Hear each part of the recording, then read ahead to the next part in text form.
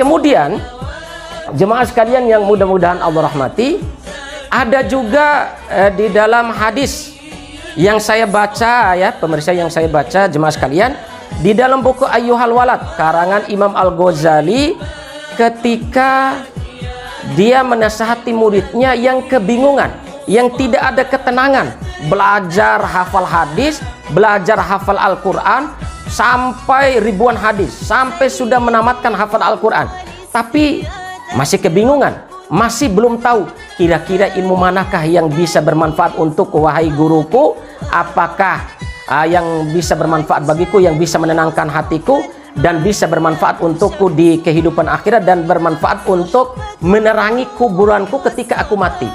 Maka dinasehati oleh Imam Al-Ghazali diantaranya hadis yang diriwayatkan oleh Imam Muslim. Hadis ini sebagaimana pada zaman Bani Israel, kana ahadun min Bani Israel, ada salah seorang ahli ibadah pada zaman Bani Israel pemirsa, zaman Bani Israel, kana ya'budu sab'ina sana, dia ini beribadah sampai 70 tahun. Bahkan di dalam riwayat ini jemaah sekalian, saking banyaknya ibadah yang dilakukan sebanyak 70 tahun, tidak ada dia lakukan maksiat selama 70 tahun. Karena apa?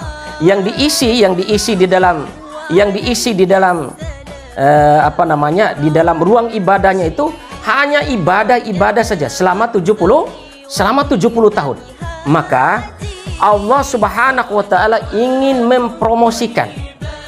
mempromosikan hambanya ini di hadapan para malaikatnya, kemudian menyuruh salah satu malaikatnya fa'arsala malakan ayyukhbirahu, dan dia menyuruh salah seorang malaikatnya untuk menyampaikan berita anna ibadatahu la yaliku bidukhulil jannah.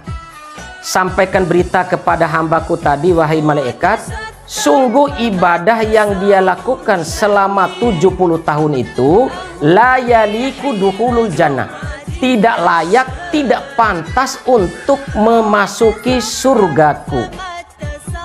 Kemudian malaikat itu menyampaikan berita kepada hamba tadi, kemudian hamba mengatakan khuliqna lil ibadah fayambagi lana an na'budahu.